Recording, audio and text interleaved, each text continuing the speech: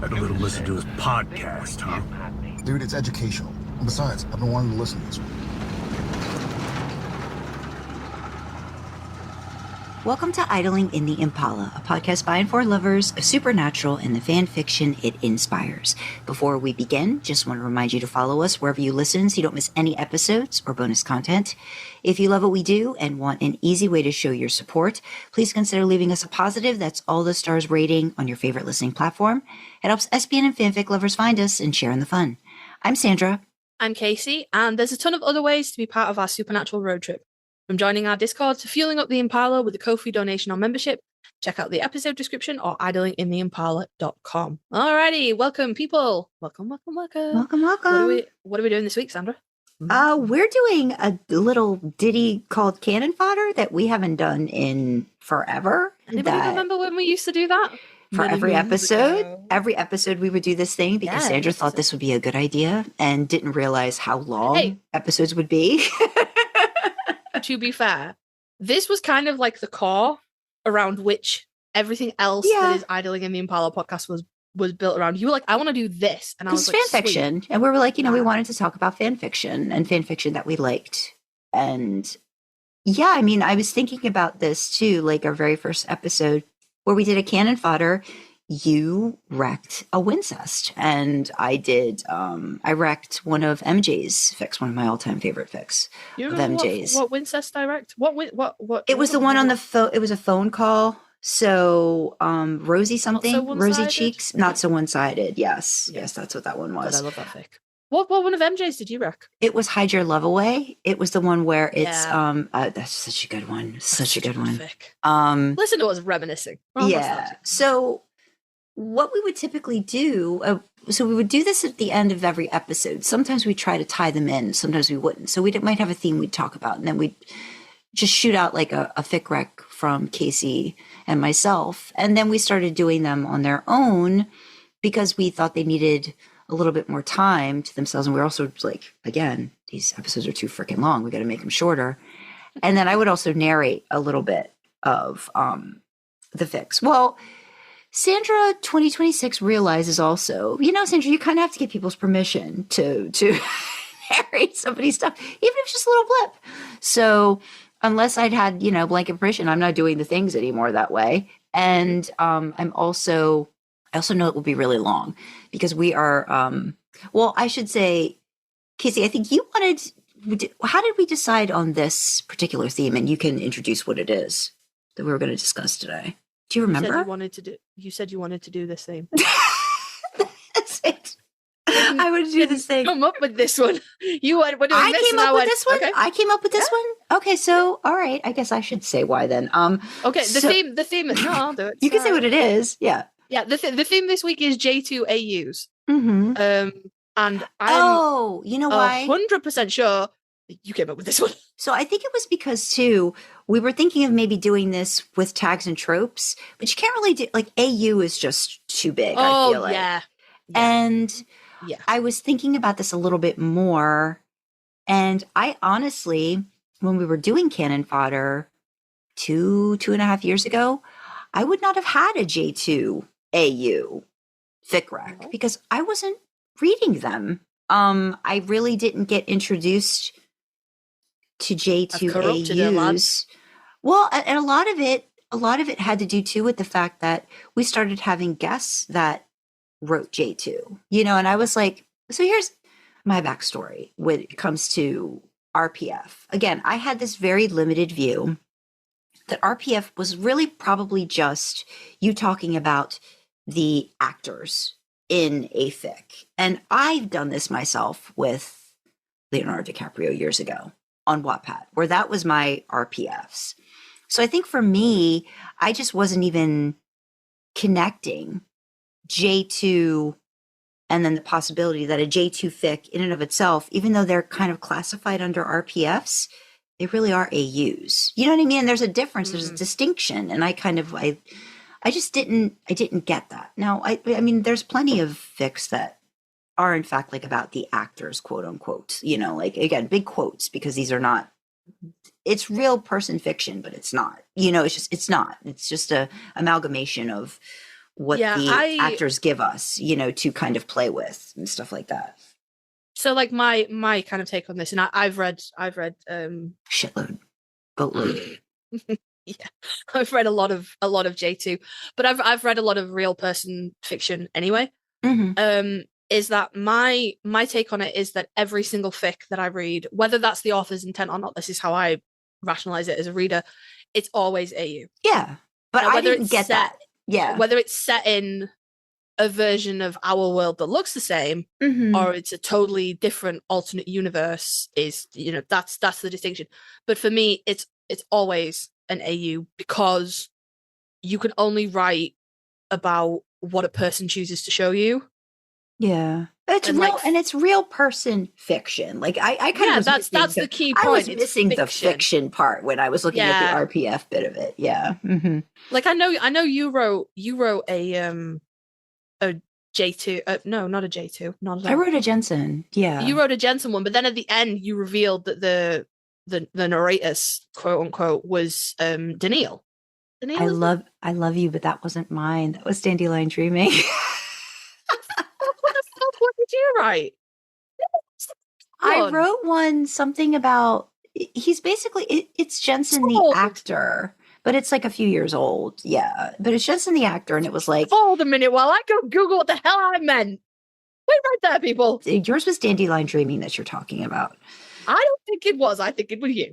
No, because I did not make a Daniil at the end. Well, I'm just fucking... we will cut this out. Everybody wait. No, everybody wait.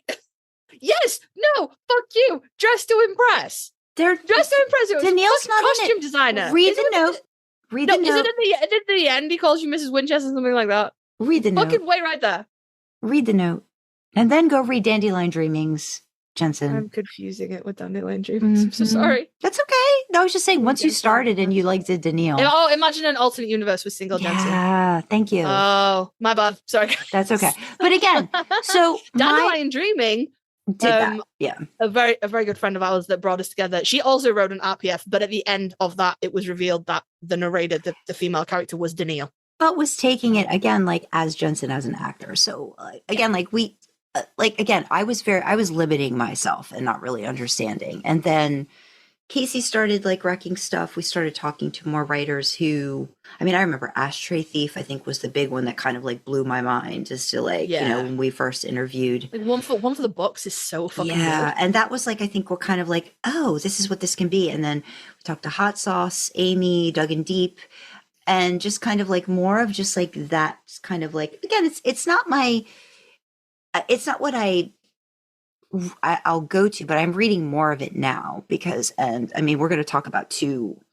authors that I picked that are the main reasons why I read more of these types of fiction works, J2AUs. So yeah, no, I definitely wouldn't have had any recs for this a couple years ago, I don't think, because I just wasn't reading enough of it to be like, okay, I feel like I have a good, you know, a good handle on what people are doing with these dudes.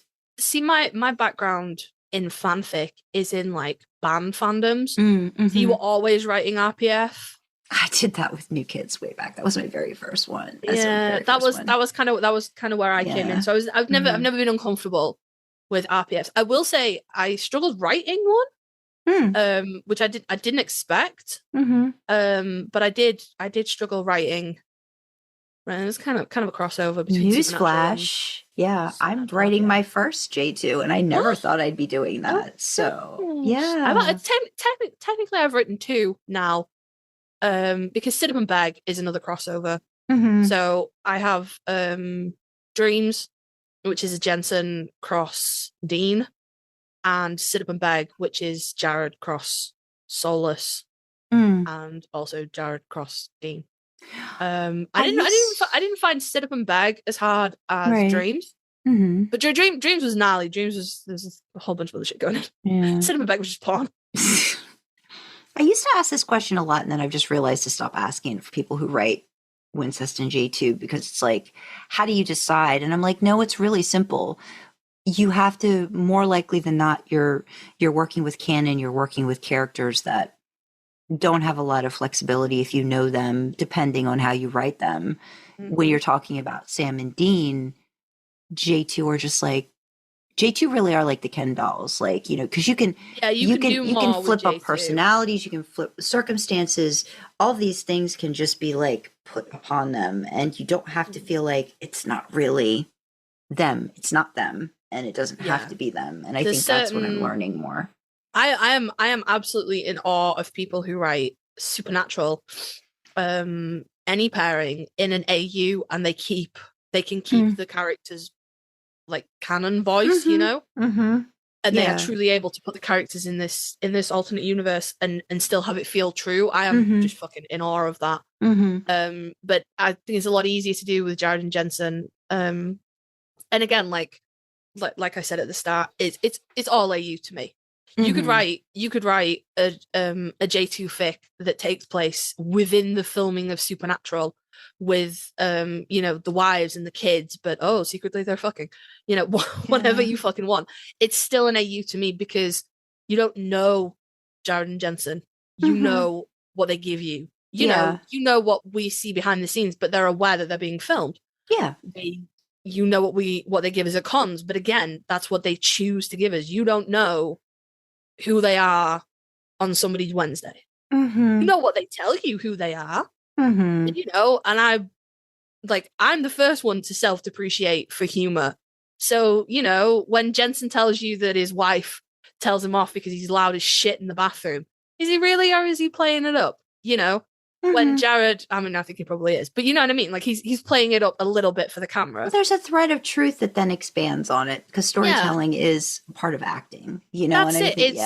They're not like the J2 that you get on stage, and this is true for any actor at any convention. It's probably more authentic than, well, obviously it's more authentic than the character that they're playing, but it's still a character of them. You're getting public Jensen, you're getting public Jared, and the space between public Jared and private Jared could be close, but it's never going to be, they're never going to be the same. I just think that's important to specify that, you know, we don't for a second think that we're actually writing or reading about real Jared and Jensen. It's another character, as it were. Well, there's an awareness that they have, right? And I think what's nice about using them in stories that are different is, you know, you get to see all of that character that you put on them, or that you fill them with what their drive is, what their goals are, what their, because it can be different. And I think that's what I'm finding fun about a lot of the different stories that I've read. J2 AU for? It kind of just fucking nothing. No, I did tell you about this, but it's just so it kind of just started as a thing in Discord. Like somebody showed a picture. Is that J2? Oh yeah. Yeah, no, I know what she's talking about, guys. She does tell me things. Ignore me. It's fine. Yeah. So it's just, but like, I didn't think I'd be. It wasn't on my bingo card for 2026. I'm going to be writing a J2 AU, but I'm finding it fun because as a romance writer, I like the getting the two people together and seeing the differences and like finding the conflicts and the resolutions and seeing them on their own different paths. And it's probably easier for me to write a Jared than it is to write Jensen, if that makes sense, because I'm so Jared I can play with more. Jensen, I'm like, well, no. I was thinking more like a Dean and Sam thing. Like Dean, I'm very comfortable writing. Sam, I'm not. If you flip it, I'd probably be more comfortable writing Jared. But Jensen, I'm kind of like, maybe, I don't know, more, I don't know what the term is for it, but it's just like, we'll find out. We'll find out how it goes. Well, if I ever finish it. I just remembered I started a different J2 AU that I have to go back to at some point. I haven't finished it yet. Weren't you writing one about them getting married or something? And they were like at a wedding. They weren't getting married, but they were at a wedding. Yeah. Okay. Yeah, there was a change. There was a change in suit color. Yeah. Apparently. Yeah. Mm-hmm. Gotta go back to that. Guys, send help my whip list. But anyway, yes, we're gonna try to give you a few of our picks because again, normally we would have just done 1 and 1, and then I would have done some narration, but we figured we would do 2 and 2. This one might be a little bit mishy-mashy because I'm trying to figure out how to do this one because we should probably specify that there will never be J2 narration on the podcast. No, anyway. I'll never have that. Like sometimes I do it for like Discord peeps or for people, but it's never on. We're never going to publicly. It's never. I'm not going to narrate that stuff. No, that's not. That's not. Just I didn't want anyone thinking, oh, they didn't do narration for this J2 episode. Maybe they'll do it for another one. No, we won't because oh God, can you imagine? I just don't want that out there. Like if you want to find me on AO3 doing certain things for peeps and like.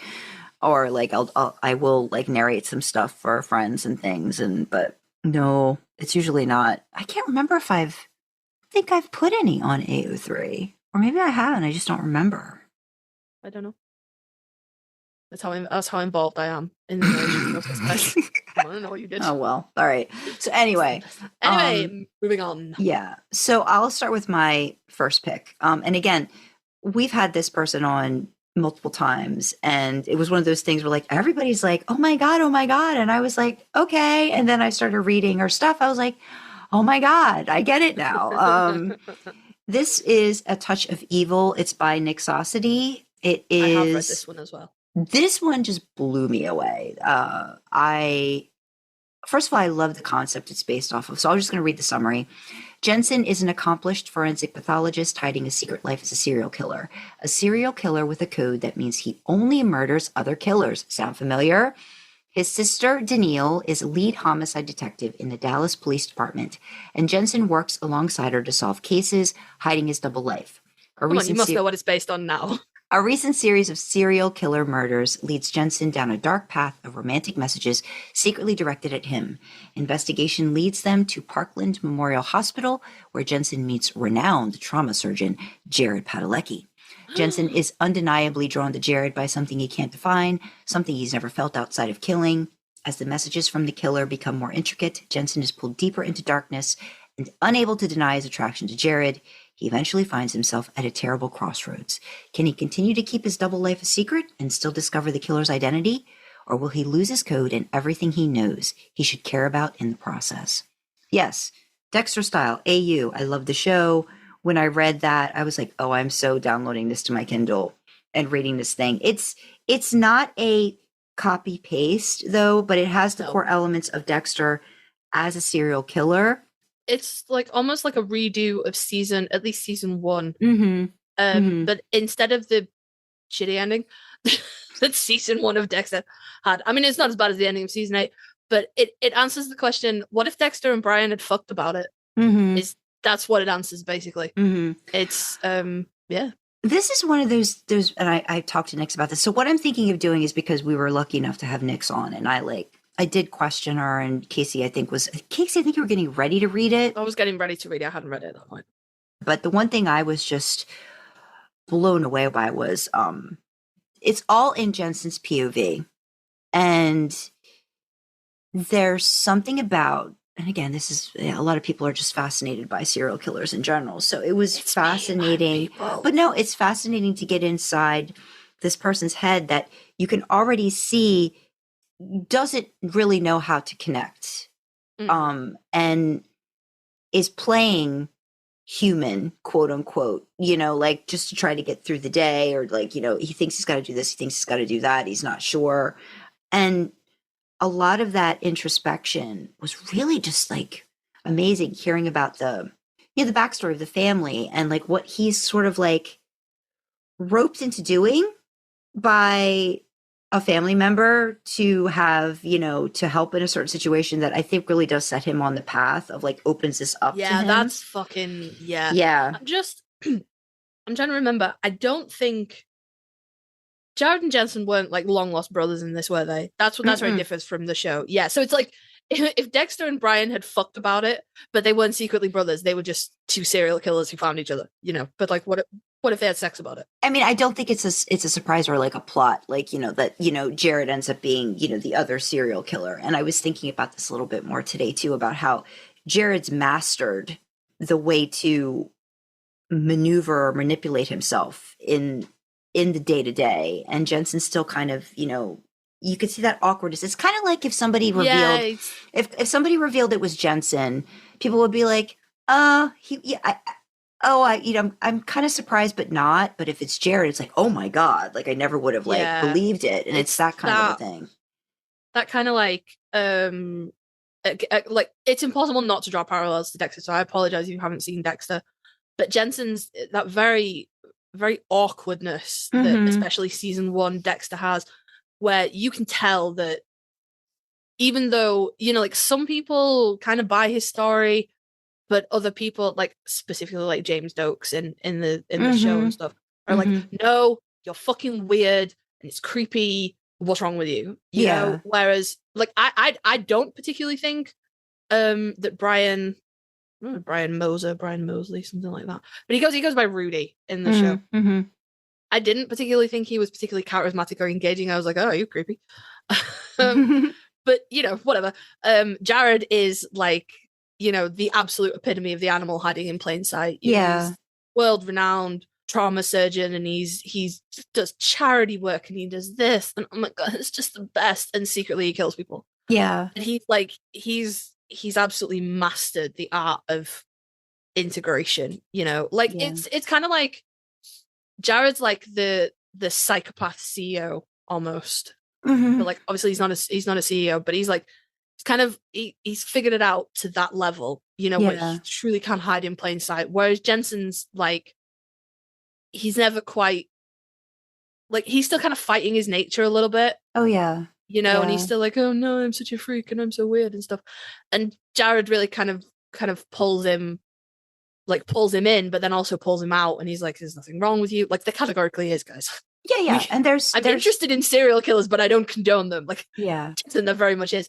But what I really liked about this story is the like peppering in of the other characters. So obviously Danielle is Jensen's sister, and plays a very convincing Deb of kind of leaning on Jensen, even though Jensen is not it's not exactly the same as what Dexter did. It's police adjacent still. And Danielle's kind of like leaning on him, and I really need this, and he help me and stuff like that. And you really feel that Jensen feels the same.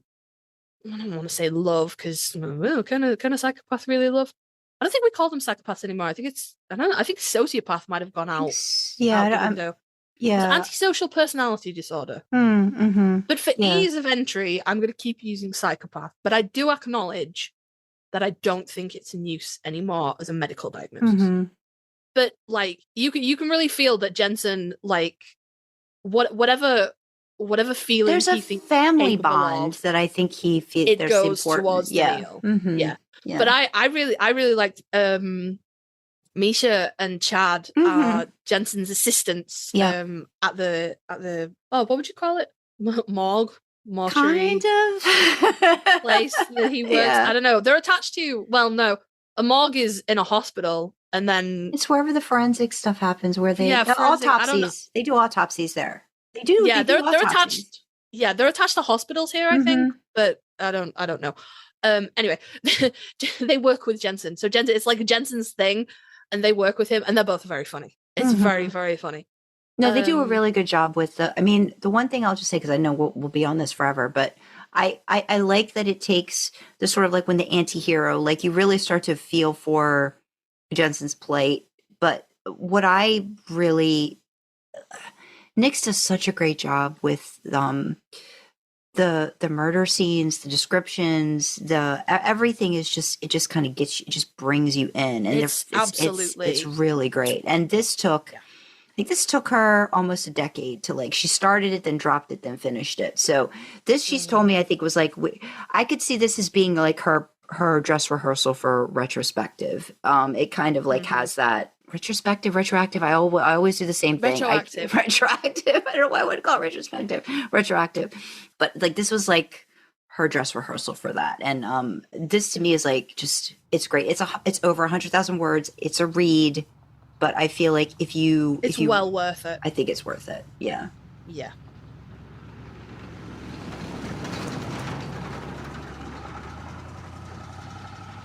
So at Sandra's gentle and consistent encouragement, I will say, she was like, "Have you started this fic yet?" And I was like, "No." And she was like, "Have you started it yet?" "No." "I think you'll really like it. Start the fucking fic." So I started the fic. So I've started A Touch of Evil. Okay. And I really I love Dexter up until season 4. Don't talk to me about after. I mean, we can talk about seasons 4 to 7, but don't talk to me about 8. I want to talk about that. Okay. Feelings about the ending of that show, but this is just a personal question for me, so we don't have to include it. But like, there's not any of that weird vibe that Brian had in the show, right? Because he was weird and I was uncomfortable about it.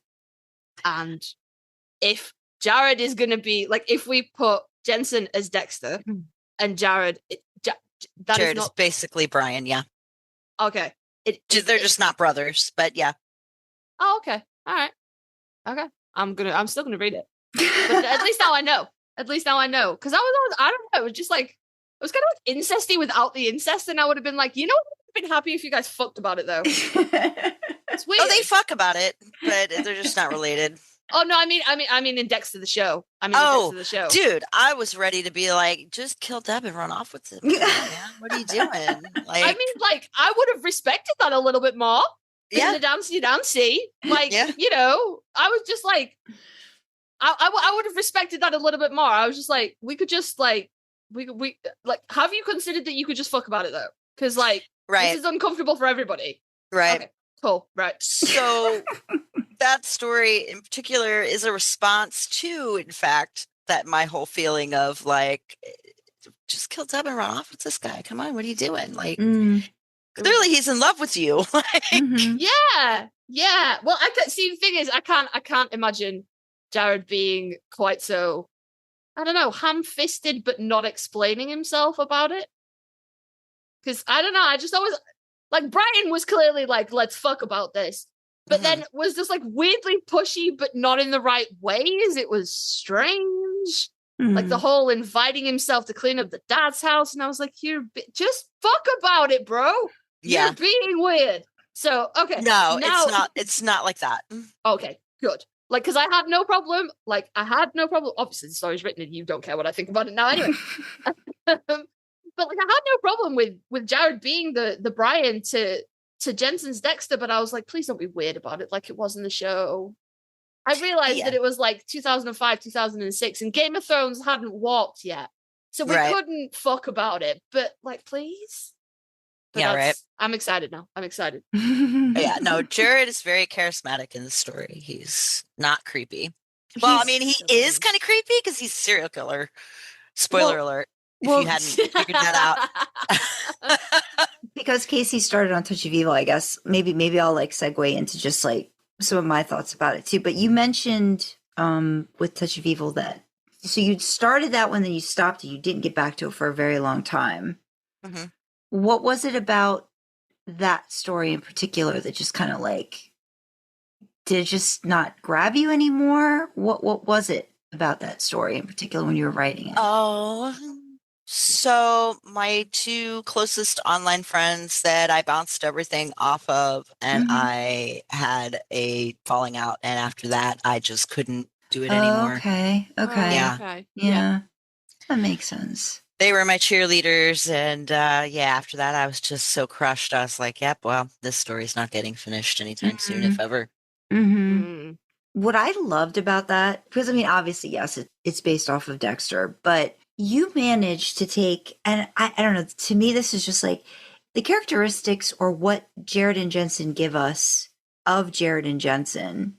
I thought you used so well in Jensen's almost kind of like he's not this standoffishness, but this like just very just like awkwardness that sometimes I feel like, you know, he had at least in the beginning when he was like, you know, figuring out his persona. It felt like you were using that to me in such a great way. And some of the scenes in his head are so devoid and so it's so amazing how you stripped away so many things in that character and really made you just get why he was the way that he was and why he wasn't able to connect. And there were so many moments of that. But then taking Jared's sunshine demeanor, right? And then just kind of flipping it. I mean, you know what it's leading to, like right away. Like, I mean, it's easy to see that they're going to come together, but the how and the why. Yeah. And your your descriptions and the way that you write scenes, it is like you build it in a way that's not, you don't spend 5 hours talking about the fucking door, but you put just enough into the scene where someone can see it and feel it and sense it. And I thought that was one of your most, I don't know if visceral is the right word, but it felt like that to me. There were so many moments where you felt the cuts, you felt everything that was going on. It was so intense. So yes, it was just so great. Like, how did you write that and then just step away from that? Was it easy to do when you were writing it? And then you're like, okay, I'm done now. I'm going to go have dinner. Like, how was that? Yeah, I was talking to Sal a little bit about this the other night about how difficult retroactive was to write. It was literally like being in labor for 15 months. None of it was easy. It's the hardest story I've ever written to this date. And apparently I keep up in the ante on myself. And I'm like, I look back at the stories that gave me a hard time before, and A Touch of Evil is among them. Anywhere But Here from Homework Verse was the first one that really broke my brain. And then, the A Touch of Evil really, I had such a hard time writing it because I did have to very much get inside Jensen's odd, not entirely human perspective. Yeah. And it was hard. And it's also a very deeply, his perception of things is, because it's told, I believe, solely from his perspective. Yeah. And his perception and the way that he thinks is incredibly like steeped in poetic description. It's not just, and then he did this and then he did that. It's very poetic. And getting into that headspace sometimes would take me a while when I sat down to start writing. And then sometimes I'd be thinking about it in my head and I would get in the groove and then I'd go sit down and start writing before I lost it. It just, depended on the moment. But that story was also very difficult, although not nearly as difficult as Retroactive. Man, in hindsight, that story wasn't nearly so difficult now. But at the time, it was very difficult because, trying to show that Jensen is not entirely human. He doesn't think and feel like the rest of us. And you get that very clearly from being inside his head. But at the same time, I'm trying to make him sympathetic to the audience, to empathize with him to some degree. And basically, I'm trying to get you to empathize and understand this alien creature. And it was hard. Now, sometimes I get in the groove and, then once I was there. But yeah, there's so many. I mean, I don't know. I've read a lot of your stuff, but maybe, would you say this is sort of like, maybe like you're dipping your toe right before like Retroactive? I know it's not about time travel, but the thriller aspect of it, there was a lot of different twists and turns and really just kind of keeping you on the edge of your seat with cliffhangers, at a lot of the end of each one. Like, I just felt like, if this was like baby Retroactive, maybe like, this is like prepping you for like what you were going to do. You had no idea years later, like, this different pieces and how the characters are going to weave in together and all that stuff. Yeah, I would say absolutely. It was practice for Retroactive. Although I would say Retroactive makes that story look not clunky because I think I did a good job with that story. But Retroactive definitely makes it look like, okay, this is where she started. I'm foaming at the mouth to finish A Touch of Evil and then get started on Retroactive. No, because I don't know, when I was reading it, I was just like, Kasey, I was like, Casey's gonna like enjoy this. Maybe because for so many reasons I was like, oh, I'm not enjoying this moment, but I'm like, I know Casey's gonna enjoy this and revel in this.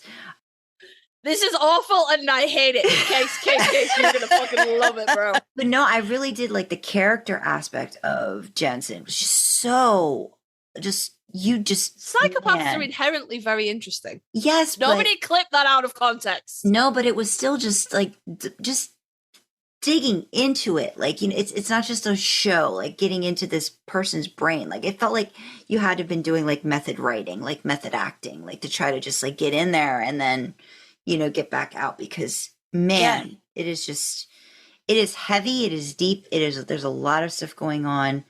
And I felt like the ending was it was tragic, but it made sense. And then it was like, of course, this is what life is going to be like now. Like, but in this, it's just the development of it, like the acceptance of it. And then what life was just, yeah, there was a lot. There's a lot in that. I mean, I think, Kasey, yeah, I can't wait to hear. And I'm sure Nyx can't wait to hear what you think of it. But I was just like, I was blown away by that fic. It remains, I think it is technically the best piece I have ever done, like in a technical sense. Because I had to write from a perspective that was entirely not my own, and I had to think, how would this person think about this, and how would they, yeah. Oh, good awesome. job. Yep.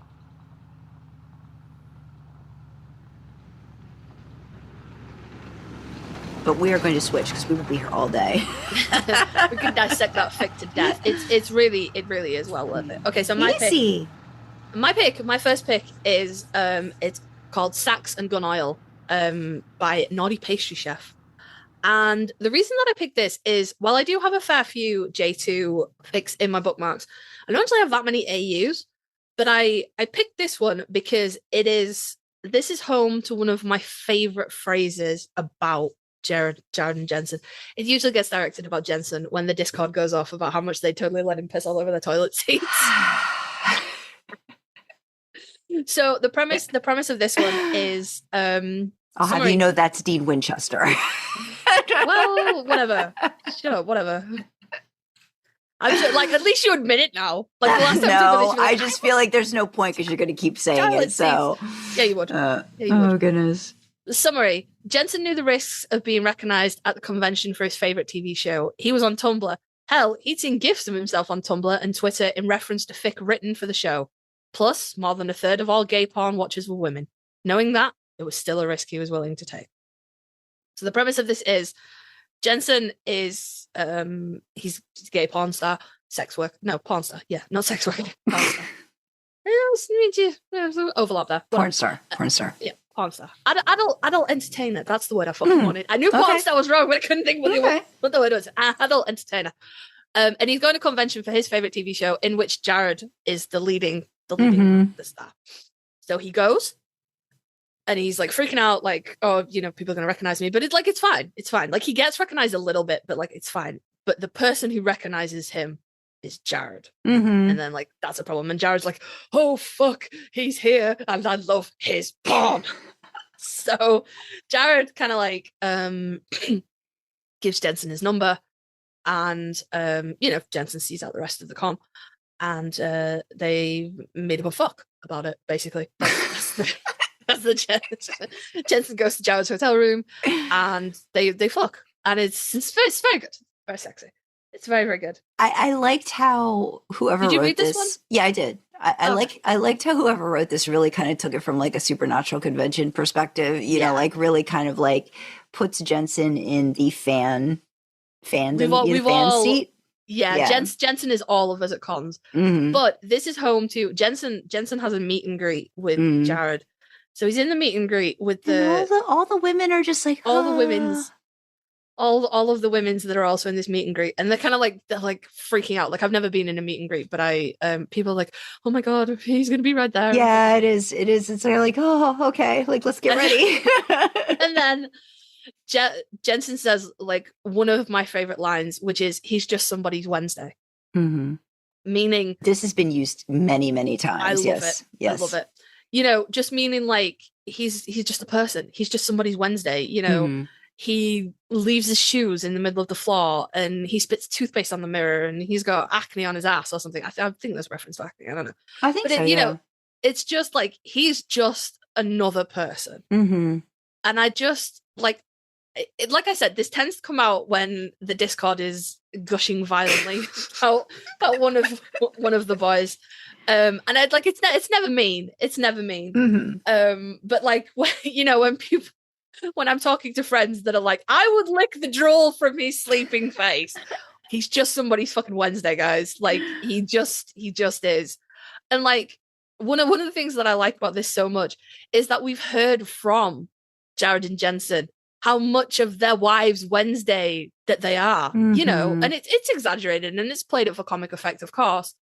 But, you know, do I believe that Jared leaves sweaty workout clothes hung all over the shower? Of course I fucking do. Of course I do. Do I believe that his wife walks into the bathroom and is like, your shit is everywhere? Of course I do, because I'm married. And I know that my husband is like, why are you fucking like this? And he does stuff and I'm like, why are you like this? Yeah. We're all just somebody's Wednesday. And I love it. And I love ragging on my friends, where they're like, oh no, I totally let him piss all over the toilet seat, or I licked the drool from his sleeping face. These are two conversations I've had with friends. And I'm like, that is, first of all, I'm going to throw up. And secondly, have some self-respect. Helen, but the fucking toilet seat. You know, it's like just shy of 10K words. But I think it really, like, Jensen is all of us at a con, which it's nice to be depicted without being mocked. You know what I mean? Yeah. Becky from Supernatural. Yeah. Yeah. But yeah. So yeah, you should go read it. Sandra, next one. Yes. So my next one, and cross fingers, the plan is to have the author is going to pop in and chat with us a little bit about this one, because I've read this. I've read this maybe about 2 years ago, not quite 2 years ago, whenever we had Cal on, but it is Backpocket Verse by Compo67. This, I think, is one that I don't think gets as much recognition as a lot of Cal's other stuff, like the Chicago Verse and different things like that. What's the other one that everybody talks about that I think I've only read a couple of? Not the Chicago Verse. Is it similar to like a convention thing where they like meet? Met at the photo op verse. Yeah, there we go. Met like, at the photo op. Yeah, I've read a few of those chapters, but for me, this one just blew me away. Backpocket Verse. So all in all, it's about almost maybe 80,000 words. It's 2 parts. Part 1 is slipped inside your right back pocket. Part 2 is slipped inside your left front pocket. And the summary is Jared is a spoiled, pampered Manhattan brat. His problems range from deciding which pair of Gucci shoes to wear to creating seating arrangements for dinner parties. He's had the privilege of inheriting an incredible talent from his incredible aunt, singing, except at the debut party for his first album, it completely bombs. After a page 6 worthy tantrum and under the advisement of his aunt, which happens to be Cher, Jared flies to a remote island on the Pacific for a spiritual and creative treatment program. He expected pool boys and marble whirlpool tubs. What he gets are hikes into the wilderness that cause sunburns and a myriad of other unspeakable atrocities, and the assistant village captain, Jensen, who as a leader of people doesn't own a single pair of dress shoes or silk shirts. If Jared can last 6 weeks on the island, his aunt will produce an amended album. If he comes home early, he'll have to navigate the music industry on his own. It's got Filipino moms, it's got food, it's got songs, it's got all the things, it's got Cher. It is, I was blown away, and I'm always by Cal, about how they can put you in an environment and make you feel everything. And my God, do you feel like you're in a tropical paradise when Jared sets foot on this island. This is the highest form of praise I can give to anyone. I am not somebody who likes alpha, beta, omega dynamics. This is an ABO fic. Right. It's like a side note to it. There's like a reference, like you get it, you get what's happening, but it's like it's not the most important thing in the story. And I think for a lot of people, that's the main driver of those types of stories, and that's not what this is. And Jensen's fat in this. It's fat Jensen, and hopefully we'll talk about that a little bit more with Cal. He's the alpha, Jared's the omega in this. So there's an immediate attraction, kind of like this push or pull, like I hate you, but I kind of like need to know everything about you kind of a thing. It's like different worlds coming together. What I like about this is that the first part is Jared's POV, Jared's story. The second part is Jensen's, and it really fills in the gaps, and it just gives you so much more about the characters. The way the music is put into this is just magical to me, and that's one of the things I want to talk to Cal about. I'm always impressed when people do this with music. You do this. Nyx has done this. A lot of people do this where they infuse the feel of music, I think, into their, or they're inspired by it. So all the stars for this. It's just, it's so good. It's just like storytelling at its, and Jared is so like, just so bratty. And Jensen's very much like the I don't give a shit dude, but you can tell he does. And he's just like, he's the one that all the village relies on in a lot of ways. Anyway, we'll talk about it later, but I can't speak enough about this. It's one of my favorite J2s ever that I've read. I think it's great. It's just, it's so good. So good. Amazing. I actually haven't read this one. I said I was gonna, but it's pretty long. Yeah. How long is this one? If you get it started, you'll have to let me know 40. what you think of it. I will be, because I always forget that it's A/B/O. Always forget that, and then I'm like, oh shit, yeah, no, it is. It's a side note to me. Like it's in there, and you see the dynamics of it, but to me, it's not the main driver of the. I mean, you may want to cut this out, Sandra. It's up to you. But I think I would probably have to say, not to get too like open and honest on main or anything, guys, but probably my own internalized fat phobia has kept me away from this fic because like I'm chubby and I hate it. So you know, I'm like I try my best to be like the best cheerleader, and like, you know, all bodies are beautiful, and people who are confident regardless of their size, and I absolutely fucking stand that. And I don't think any person owes any other person shrinkage ever. Yeah. But I hate the fact that I'm fat. I do hate the fact that I'm fat, and I would very much like to not be fat. Unfortunately, I lack many tools in which to change that. So we're not going to get into that, because then everybody will just be sad, and you'll be like, oh my god, Case, we came here for good J2 next, no true sadness.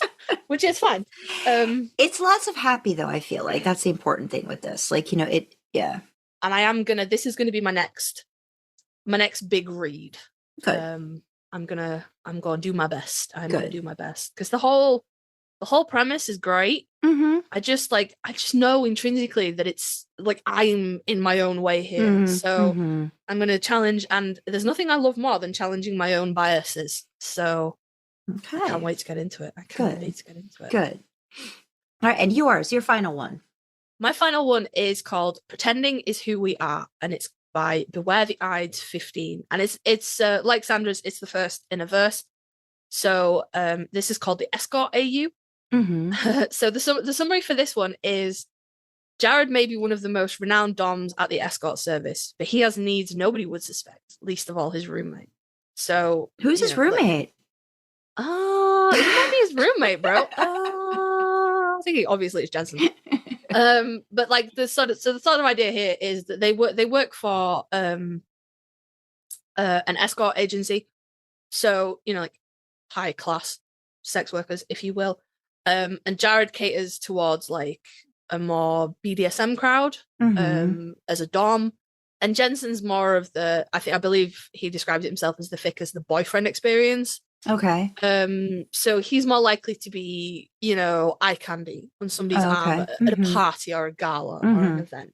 But anyway, they end up the escort, so like the actual service, the company puts them together in the same place as roommates, and they're like, yeah, okay. Whatever, and you know, they're just plodding along, and it's, you know, it's all very fine. And then Jared kind of reveals that he actually considers himself a switch, which is different to a verse or versatile person. We talked about this in other episodes, but a switch is somebody who doms and subs. A verse is somebody that tops and bottoms, but they are different. And you know, he's like getting an itch to submit. But it's not something that he does as part of his work life, because it's, you know, safety reasons, stuff like that. Yeah. And is it also probably just because it's more personal, maybe? Yeah. And it's Jared, you know, he's like 6'4", built like a brick shithouse, you know, people expect him to dom. And he kind of like propositions Jensen to be like, hey, you could do this for me. And Jensen like totally very much so. He's like, oh my god, no. No. I believe the way in which that proposition is, Jensen comes home to find him watching porn, and he like kneels upon the couch with his dick out, like, you can do it. And Jensen's like, oh fuck, no. Anyway, So Jensen says no, and Jared implores, and Jensen's like, absolutely fucking no, this is not what we're doing. I think they just they let it go. They don't talk about it for like a couple of days. Yeah, they don't talk about it. But then Jared kind of like he starts like going out, and trying to like find somebody to scratch this itch for him. Jensen's none the wiser until the escort agency calls and is like, hey, is Jared feeling better? Like, is he still got the flu? Like, we'll get him to a doctor. So then he kind of like does the absolute lunatic thing of sitting in the dark and then turning a light on like, where the fuck have you been? It's from a movie, but I don't know what movie it's from. Oh, gosh. Anyway, so as it turns out, as I said, this is the first in the series. So this is the first time Jensen's like, I will do this for you, but like, we got rules and blah, blah, blah. Anyway, it's the hottest thing on two fucking legs, guys. Fuck me, is it hot? Like, y'all don't even fucking know. Oh, it's so good. How many parts? Is this just like a couple, or? The series is not marked as complete, but it hasn't been updated since 2011. So, oh no, there's only 6. Oh my god, it feels like so much longer. Is there more of a, I don't know, I guess exploration of their relationship in the future ones, and like, yes. do they I guess play with the roles a little bit more, or is it okay? No, they don't. Okay. So Jensen does Jensen end up realizing he's a dom, or he's always known he was a dom? I guess is my question. Jensen never really. He's like he doms for Jared, but not like that's it. It's exclusively a Jared thing for him. Gotcha. But what kind of happens is Jensen's trying to kind of keep this like there's a sexual element to it, but Jensen's kind of really kind of keep this like hands off, and it's just what Jared needs. It's just what Jared needs. But he's finding himself falling for Jared, and he's like, really like that's the struggle there. So in one of the later installments, Jensen hires Jared as a dom, like under a pseudonym or something. And Jared's like, what the fuck are you doing? And he's like, look, I have to figure some stuff out, so we have to do this because then I'll know what it is. Okay. Like when we're done. And Jared is not very nice to him, but it's then afterwards he's like, look, I'm falling for you, and I had to see if it was you or if it was the dynamic, and I knew that I would hate submitting. Right. So if I submitted to you and I still felt the same way, then it's you. Okay. Which is super fucking cute. Yeah. And they work it out. And then there's a couple of like last ones. The last two are kind of like just like little slice of life things of like different scenarios, but it's all through Jensen's POV. Okay. And you really see him falling for Jared and really struggling, and also like Jared's got his dick pierced, he's got nipple piercings, he's got a tongue piercing. See piercings. I was like, this is why. This is a big thing. wears makeup, he wears leather, and it's like fucking, it's like a walking wet dream, guys. It's so good, you don't even know.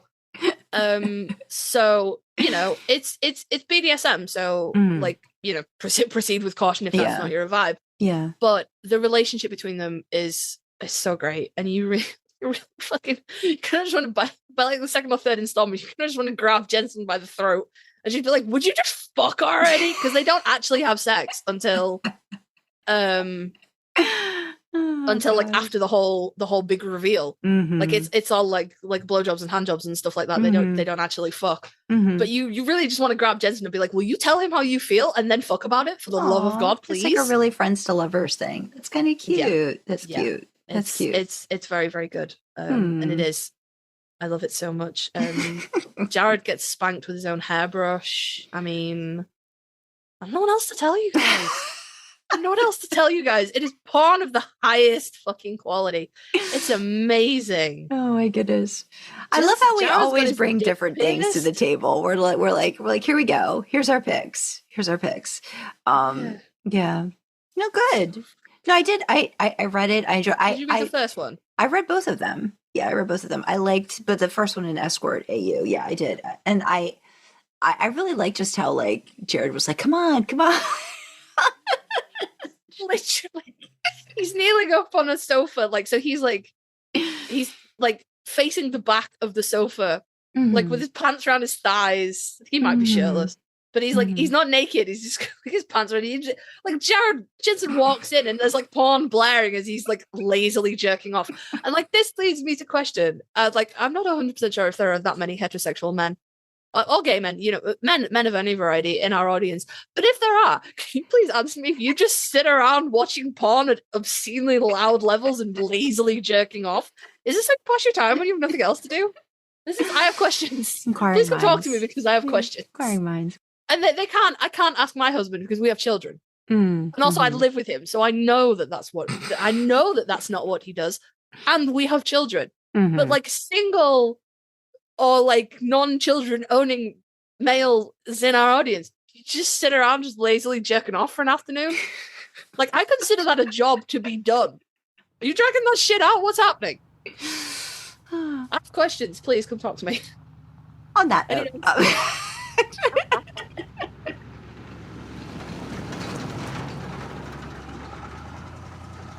There we are. I was like, let me give him a minute. Oh yeah. Hold on, let me okay, there we go. Aww. How are you? How are you doing? I'm good. Thank you for joining me. I have to let you know that I talked up Backpocket verse so well. Kasey was like, oh no, I need to read this before I have a chat with Gal about this. And I was like, well, Kasey, that's great. I'm like, but I need to talk to Gal about our Canon Fodder episode that's coming out soon.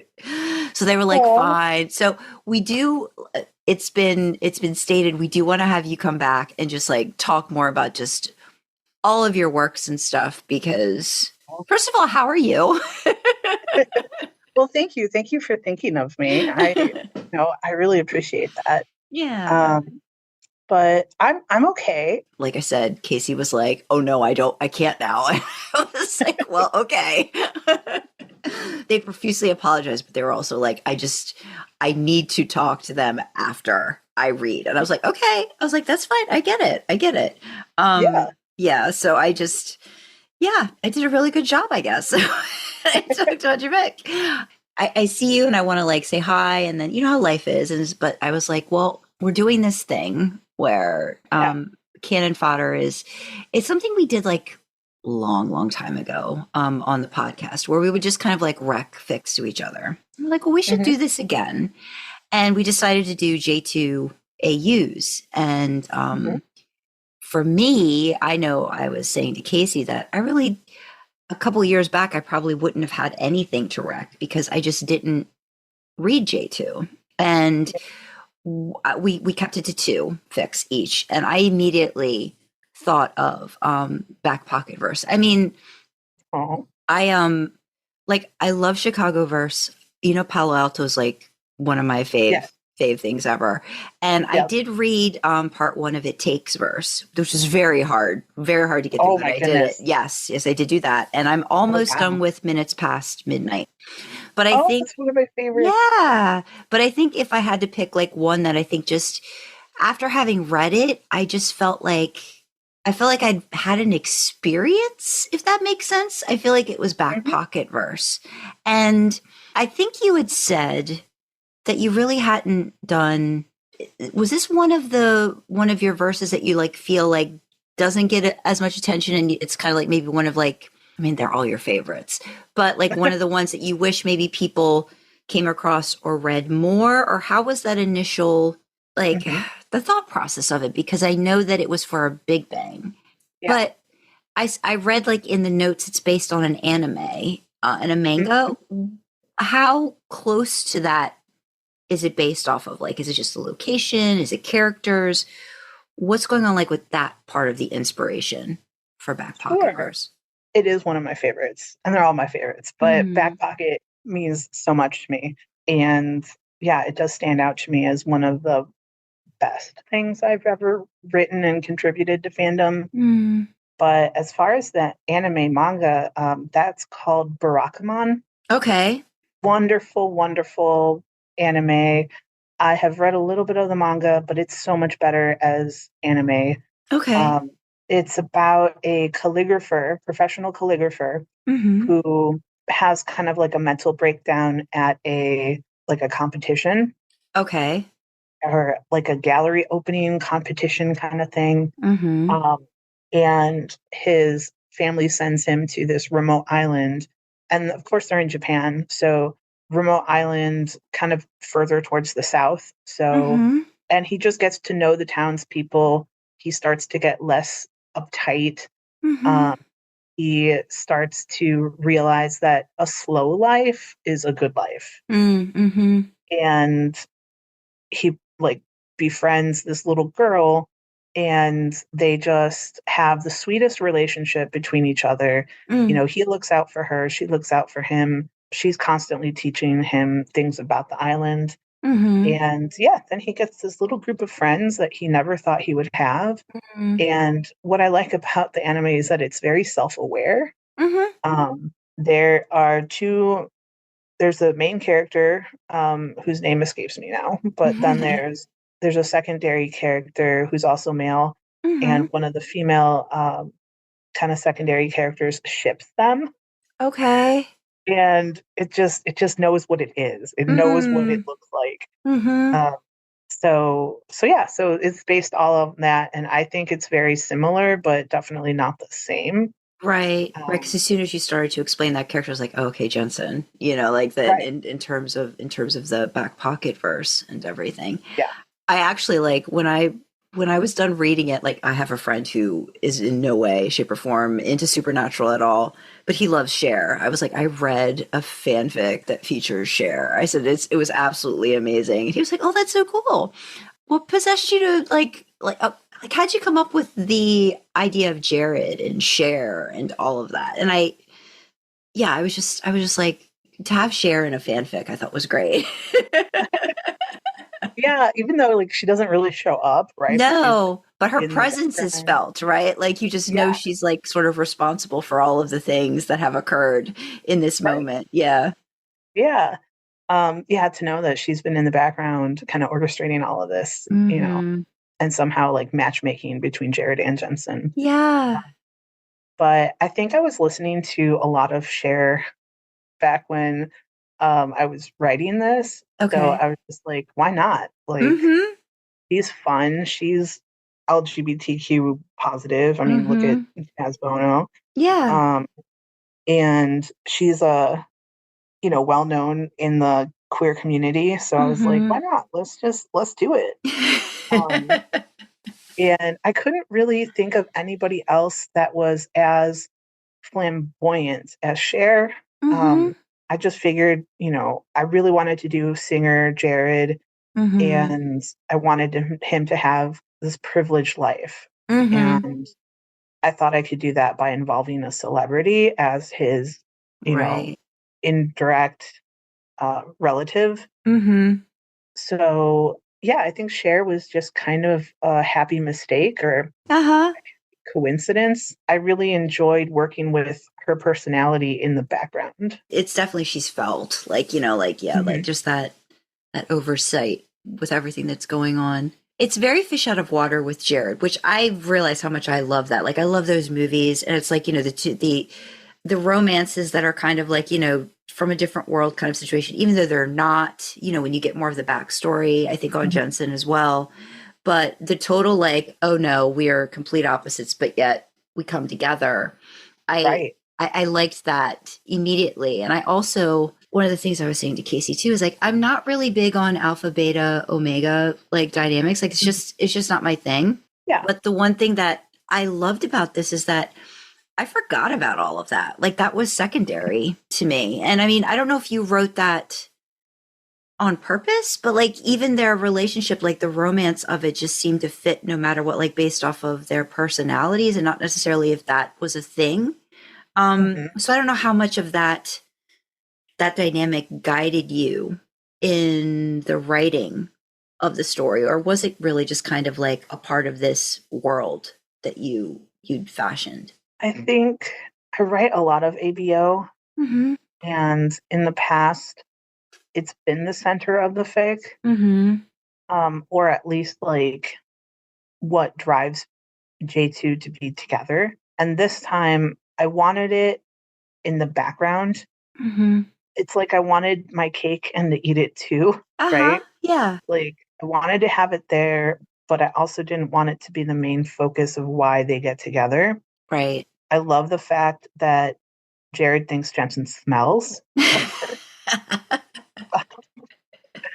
And so that was kind of a nod to like, okay, like pheromones and stuff like that. But I think it was me just wanting to have a fic where the ABO biological stuff was not driving the plot.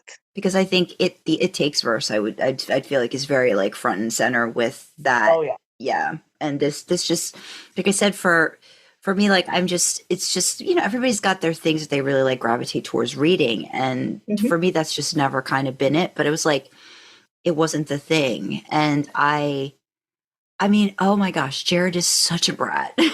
Oh my God. Yes. Such a brat. Yep. Like, did you fashion him after someone in particular, or were you just like, I'm going to put all of this boiled and like just everything I can think of and just like throw it at the wall, and here you are?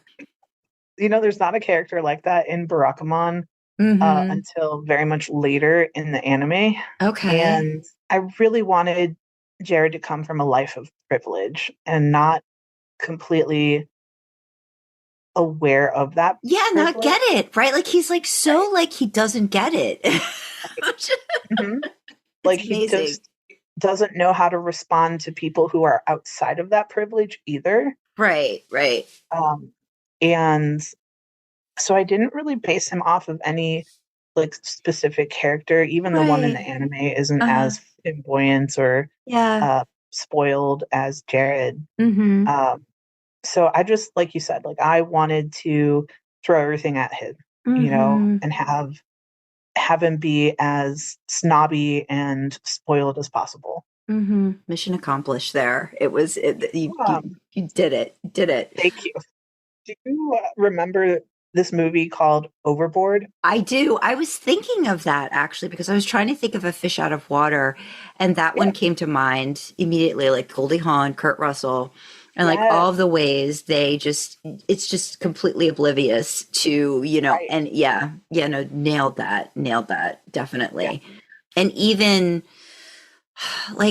just him getting to the island, and but then I think the meeting Jensen part of it, and him being, I think in the, like, I think you call him like almost like the assistant village captain. And he's just so, he's just a part of everybody's life and existence. And it's like things just kind of like go through the motion. He's there, he's here. He's like the little Pied Piper. He's like Pied Piper for the kids, like, like wrangling them all together, doing the things. And I know that his story takes more center stage in the second verse, but you do get bits and pieces here and there about like why he's come there, and his music being such a major focus. And I know that's another thing I want to talk about too. But you made notes about the fact that, this is a fat Jensen, that, he's 386 pounds. And like, basically, were you getting a lot of, I'm reading it in the notes. Were you getting a lot of comments that were just like, why are you doing this? What was that like when you started to release that out into the wild? Surprisingly, I got maybe 5 comments, but they mattered to me because they were from longtime readers. Okay. But I think one time a longtime reader got upset with me because I didn't answer their comment. So that has always stuck with me. I try my best to engage with everybody.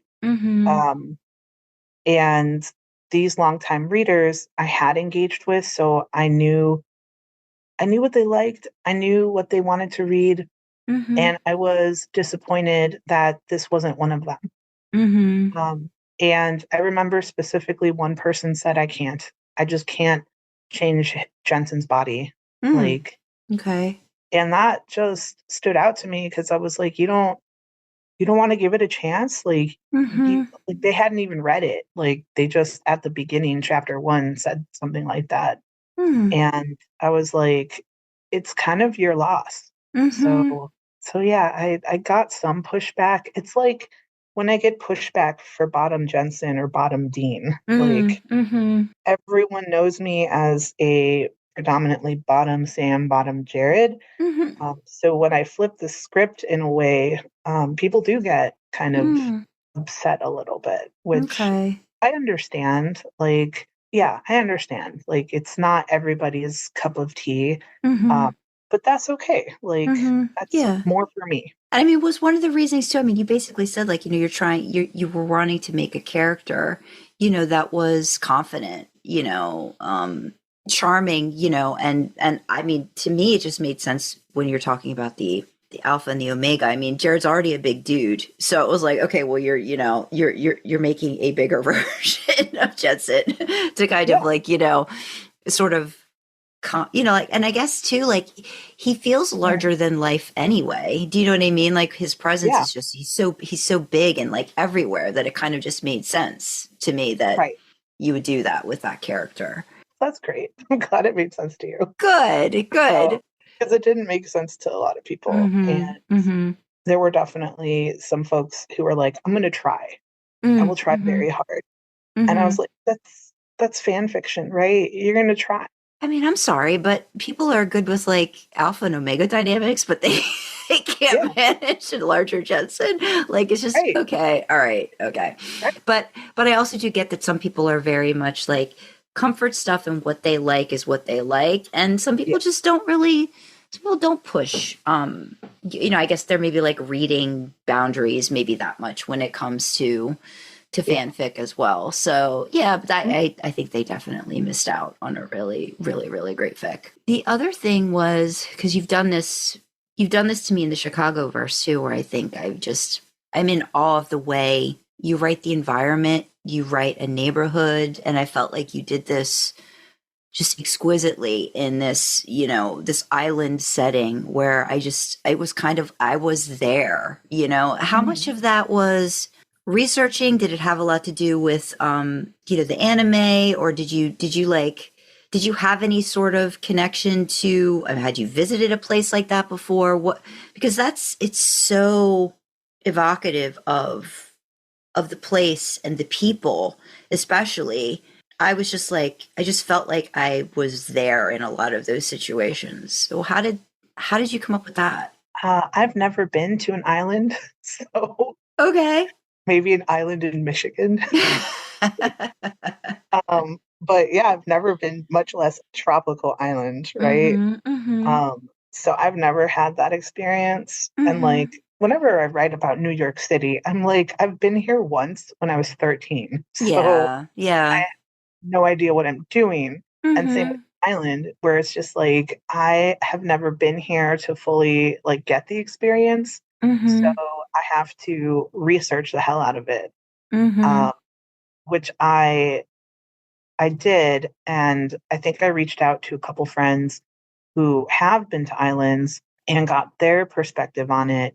And that was super helpful about like the heat. And it's like humidity here in Chicago is awful, but the way they described it, it was like 10 times as awful over there.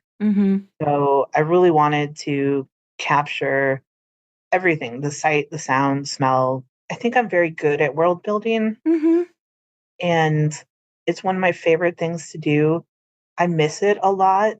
I haven't gotten to do that in a little bit.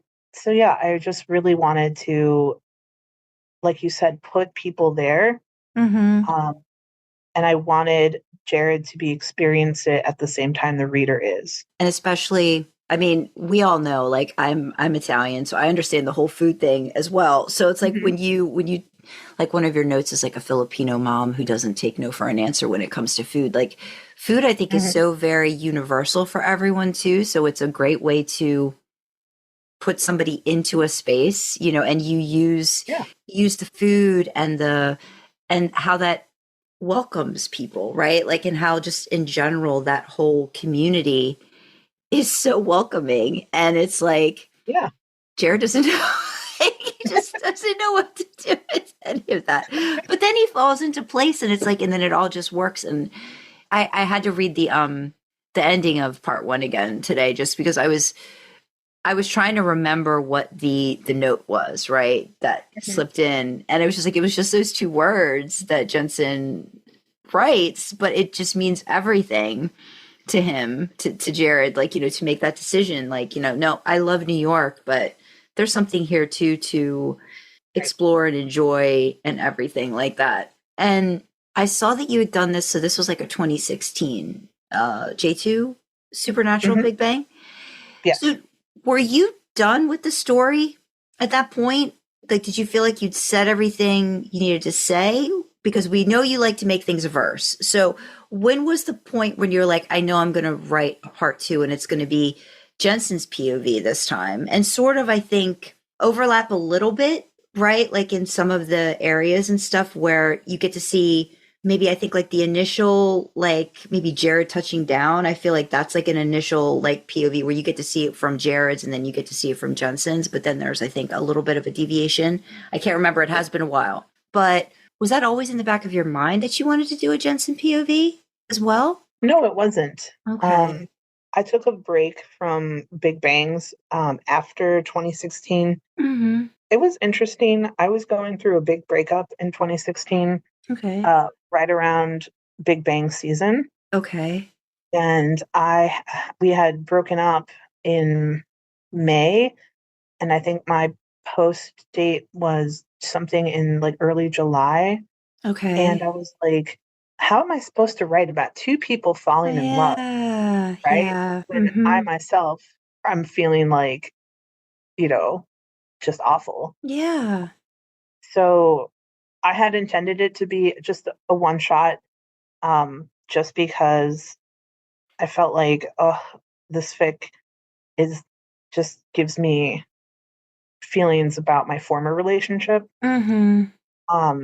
So I thought, okay, this is going to be one of the rare ones that's I'll wrap it up. It'll be fine. Mm-hmm. And I think you can read it as one fic. Right. Absolutely. I think what got me back into, I think I did do a 2017 Big Bang, and then I did 2018. Okay. And I think after that, I took a big break. But I posted to Patreon as a poll. What would you like to see? If you had to have a sequel, which sequel would you like? Most people voted for Backpocket. So I took that into consideration. And then I watched Barakamon again and was like, all right, let's go. Like, I've got the inspiration. I have the, support of readers. I still felt like I wanted to know more about Jensen and I wanted to write more about music. So music is such an important part of my life that I really wanted to do a fic that was heavily, that had it as a presence, like almost as another character. Yeah, it is. So, it is very much so. Yeah. Yeah.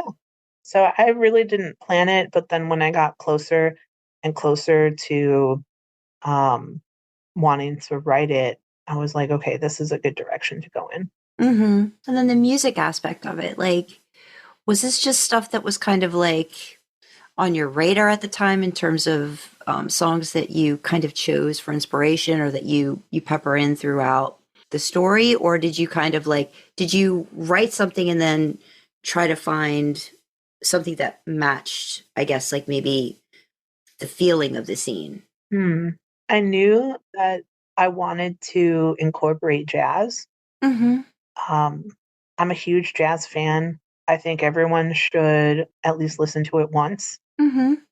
And there's a Ken Burns documentary about jazz that was really helpful when I was doing, some of the scenes and figuring out how to describe things. There's also a book, How to Listen to Jazz, by Ted. I don't know how to pronounce his name, but Ted, like G as in George. Okay. And I use that a lot. Same thing for, I'm not a musician at all. I've played piano in like a piano class in junior high. I had a friend for 2016's Big Bang for Backpocket verse 1. I wanted to figure out, okay, because there's a lot of piano music. So I asked my friend who plays piano, can you sit down with me and at least give me a little run through of what it's like? So she played Clair de Lune, and then she told me, all right, let's do something very easy, like Mary Had a Little Lamb. So I did it. And then she's like, okay, now we're going to use the left hand. I was like, what? You're going to have to use both hands. So that's how I learned that I'm not a piano player. Like secret talent, hiding deep in. But yes, I was very purposeful in including the music and having it be almost like another character. I wanted it to be part of the verse, and I wanted it to be important to both J2. Like they're very different personalities, but they share a lot of the same love for music. Even though the kind of music that they do is also very different, right? Jared's a pop star, or at least considers himself a pop star. And, Jensen is kind of all over the place, but does more like jazz and rock kind of stuff. So I also love Queen, and I wanted to bring that to readers. Like, I always try to expose folks to new things, whether it's poetry and like Punzelverse or, like the jazz stuff here. Yeah. So I really wanted to put that as an element to bring J2 together, to give them something in common, and also to enjoy the music of Queen, which I think is, what can you say about Freddie Mercury? Yeah. Right? So yeah, it was purposeful. I did intend for the music to be like that. Do you think there'll ever be another part to this? Do you ever think of certain scenes you've wanted to include, or do you feel like this is pretty much like you like the bookends to this tale that you've written? I think the first one you could definitely read as a standalone. The second one leaves you on a cliffhanger. And I would love to revisit. I would love to watch the anime and then get started writing. I'm just not sure if I'm in a place to write it. Yeah. I haven't really written or released like a big fic in a long time. And right now I'm very much in my comfort zone of the Chicagoverse and photo op. So I have this mentality that I have to finish these two projects before I can move on to anything else. Okay. Which is not true. And I was gonna say, wait a minute, how many parts do we have going on in the Chicagoverse now? Right? Yeah. And I get people are intimidated by Chicagoverse, but I also have to remind folks, like, they're vignettes. Oh yeah, they're very short. Yeah, I think I'm about like maybe 30 in. So I mean, like, I have them on my Kindle, and I had to number them so I would remember like which one to read next, because the way Kindle dumps them in, it's just like, nope, put the little numbers in front so you know where to go next. Even though I know you don't have to technically, because you said you don't have to, but the way my brain kind of processes it, I want to read it the way you released, I guess, kind of a thing. Yeah. Yeah. It's a non-linear fic or verse, and I think that's challenging for folks too. I've had folks ask me, like, do you ever plan to put Chicagoverse in like in order? And I said no. Like, it's a challenge. Yeah. And like, that's, I think when we're challenged, I think it just makes it all the better. Yeah. Going back to if I wanted to write more, I do. I used to be so prolific. I used to write every day. I used to publish 2,000 words at a time. And I used to balance like 3 or 4 fics at once. And within the past like 5 years, I've just written less and less and less. Right. And it's a big downer for me. I even talk about it like in therapy. And I talk about it to friends and family and my therapist about like, there's this big piece missing like from my life. And I don't know if it's because the show ended. Yeah. I don't know if it's just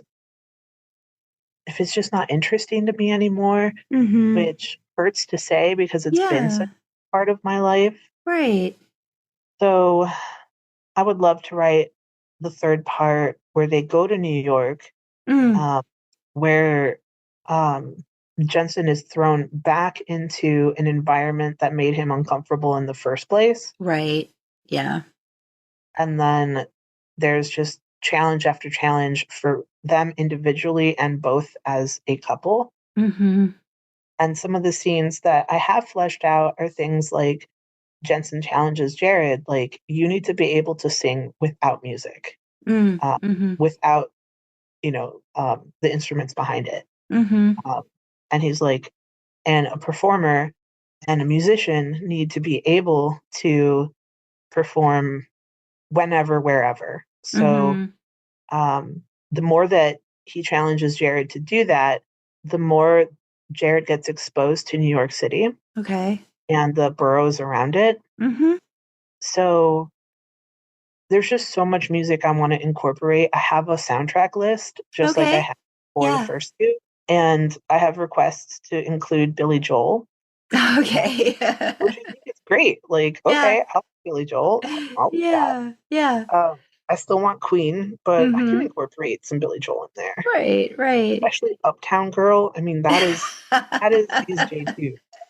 Like, that is very much so. Very much so. I think you make a good point too, like how, I think it's important not to get yourself too frustrated, with the creativity, because muses come and go. And, I think it is a lot if there isn't a lot of, I guess, canon, material to kind of like nothing new's come about, to kind of like spur creativity. So it's totally understandable. I think that we all kind of like, and, life in general just kind of makes it hard to focus on more of the things that maybe are part of your escape, and it's when you have to focus on really like important day-to-day things that you really don't want to, or maybe they aren't that important, but you don't really have a choice because it overwhelms you. I think that does affect someone's ability to be creative. I mean, I think it's great that you've got all these different ideas and thoughts already, in place for that third one. And if not, people can experience it through your thoughts without maybe you just like, writing it down. You've already given us a couple ideas as to what it would incorporate and what it would include. So yeah, no, I was just curious too, just because just how everything you've done with the boys and, Sam and Dean, J2, I was just curious, but in no way feel that, what you can or can't do is an indication of like, do what makes you feel good. And if you just have to not, sometimes you just can't. So, yeah. I have very understanding readers, which means the world to me. I have so many folks who tell me, they're just like, take your time, like we'll be here. That means so much more to me than I think I can convey through words online. Yeah. I used to keep a journal of comments that really meant a lot to me. And I think I should keep doing that. But yeah, I'm not as creative as I used to be. And I think some of it, like you said, like I have to work and I work a 9-to-5 job. I use 3 screens at work. So when I'm off, kind of the last thing I want to do is look at a screen. Yeah, it's understandable. And I'm not a hand writer. I was for It Takes, but that was many years ago. 13 years ago. That's crazy. Wow. Yeah. Yeah, I was like, wow, I'm like Backpocket. Like the first one was 2016, which is 10 years. Gonna be 10 years. That's very, very impressive. I'm just amazed by that. I'm amazed by your work and everything. And like I said, this is one of them. And I was like, I'm going to see if Cal can just chat with me a little bit about this, and we'll put that in so that people get a chance to hear it from the author about all the great things. Is there like a special, I was going to mention the artwork. The artwork is very different in both. Yes. When you do a bang, how much collaboration did you have with your artists, or was a lot of it just they kind of based off of what they read? Did they like, because I mean the second one's very different than the first one. How does that process, how did that process work for you on this one in particular? For the first one, I gave them free reign. Mm-hmm. And I loved what they come up with. I think I might have changed one or two things in the beginning, I want to say. Mm-hmm. I can't remember now, but yeah, they're different artists, right? Yeah. I gave them free reign. The second artist had more specific questions for me and really like incorporated the vibe of the island. And the turtle, Diego. And the turtle, yeah, and Diego. Like, I think they had the benefit of reading the first part where the first author didn't have that. Right. Have you done a lot? I can't remember. You said you did, like, you think you did 3, 2016, 2017, 2018. Have you done a lot of big bangs? I've done a lot, yeah. Okay. Yeah, I don't think I did one for 2019. Okay. And I haven't participated since 2 years ago, I think now. Okay. And that was, oh my gosh, Rest and Restore. That's another J2AU with Tina Turner being one of the main music selections. That's awesome. Yeah. So I was in a very Tina Turner phase. Okay. So. Oh, goodness. But, yeah, I've done quite a few big bangs. Well, like I said, I think we're all just very lucky for all of the stuff that you've given the fandom in general. So don't ever feel like you have to keep going if it's just not, don't push the creativity too far that you're like, what am I doing? It's not, Like, I'm a perfectionist to a fault, where I demand so much out of myself that I can't see any other way. I give a lot of grace and compassion and empathy to folks who are maybe, struggling or doing some self-doubt. But I can't find a way to do that for myself. And that's what I work on. I'm a big proponent of mental health, wellness. And, I'm a big, I encourage people a lot, like, maybe this is something you want to talk about in therapy, right? I take my mental health very seriously, so I work on it, constantly. And I have to have little reminders on my work desk that say it's okay to make mistakes. I put one that it's not my job to make other people happy.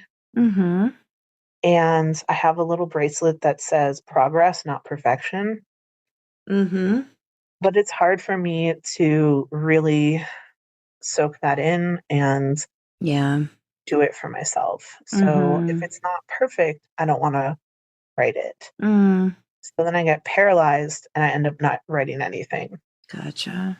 Whereas I used to just write what I wanted anytime I wanted, and I'd put it up, and if people liked it, great. If they didn't, then oh well, we'll write something else. But I have a time travel fic. I have it like 30,000 words that I've never published outside of Patreon, and I really, really want to get to it. So I have the doc open in my browser now. And I was like, I have a long weekend. Maybe I'll, take a crack at it. Yeah. As long as it's something you really want to try, you know what I mean? Like, but it's hard to get out of that perfectionist mode. I mean, I think I'm just at the point now where, like, look, sometimes it just has to get done. Sometimes it just has to get done. Right. Sometimes you just have to write a sentence and maybe leave it there or pick it up again. But one thing that I've been learning and really trying to take to heart is I can take a break. I can come back to this. Right. And I'm a knitter. Okay. Oh, yes, I remember. I have two scarves going right now. And I remember with the first one, I just needed a break. I needed to start something new. And then with this current scarf, my hands hurt one day when I was doing a lot of knitting, and I just like, it was a light bulb moment where I was like, I can set this aside and do something else and come back to it. Yeah. Yeah. So I'm trying to apply that to fic, where it's just like, I can take a break from photo op and write something else and then come back to it. Yeah.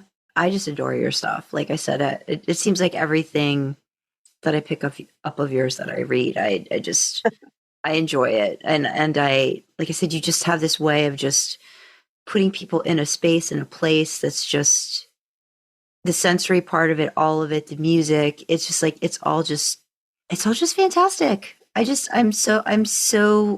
feel so lucky that people are like, you've got to read Compo 67. I was like, okay. And just like being able to get to chat with you. And yes, we've got to have you come back. Back on. I told Kasey, well, now you're on a deadline because you have to read the thing and then we have to schedule some time with Cal. Right. And they were like, okay. I'm like, all right, now you made me, you're not here. So you're have to do the thing. So I think for them too, and I know they'll talk about it a little bit more, but they were saying too, a lot of it, I think they were having the fat aspect of Jensen for them was more about their self-image. And I think they were trying to like figure out how to get past that part of it. So I'm sure they'll have thoughts about that too. And I said, you should really just try to give it a shot. I said, because there's so much there, that I think, once you don't put if you could take yourself out of that, I think it's such a, like, I'm so keen on how they think of Jared in this because they are such a Jared Sam lover. I'm just like, I gotta know. I gotta know. Right. So, He's such a brat. He's very off-putting in the beginning. Like, you just want to shake him and be like, what's wrong with you? And their dialogues, I mean, sometimes you just have a couple like short chapters of just like their dialogue between each other. And those are so great. They're like little blips, of like, and I love that about your writing. I just feel like you don't know what you're going to get into even within the story. And I love that. I love that. Thank you. It's like a break for the reader. Yeah, absolutely. And a break for me. Yeah. Well, this has been great. I'm not going to keep you too long. This has been lovely catching up with you. I'm glad. Thanks for taking the time. I really do appreciate it. And I'm going to get on Kasey, but I will talk to you hopefully very, very soon again. Yes, I would love to keep talking. And I am in such awe of what y'all do. Oh. And I think it's a very important resource. Preserving all of this fandom into a audio space, right? And all this random stuff, right? Like we do, like kind of like how you're talking about like the writing and stuff. Like sometimes it's just stupid stuff, and sometimes it's we really want to talk to an author about a specific fic or their writing process, and just how fandom is just in general. It's very like it's just kind of like it's got this energy to it, and we're so nuts. We're glad you want to come along and listen every once in a while. So I appreciate that. What you do is so important for oral tradition. Somebody has to capture the essence of fandom, and I think that y'all are doing it. Yeah. Thank you. We just talked to somebody earlier and they were like, I write about Supernatural all the time. I'm on Tumblr all the time, but I've never really had the chance to just talk to somebody else about it. And I'm like, well, that's great. I'm like, I'm glad you got the opportunity to do that because there's so many different ways that I feel like we'll be a little part of what people can maybe return to it, when we're long gone. They want to find out about some Supernatural, like what's this? They can tune in or they can find something and be like, I wonder. And if they, they do a search, hey, here's some idling in the Impala from like 60 years ago. What the heck's going on here? Right. And you get to be a part of it too, but you're already a big part of it, but you get to be in another way, another part of it. So it's lovely. So thank you again for thinking of me. I really always enjoyed, catching up and chatting. Good. Well, thank you, Cal. I do hope you have a good rest of the weekend. And maybe get some writing in. And if you don't, it's perfectly okay. Don't worry about that either. Yes.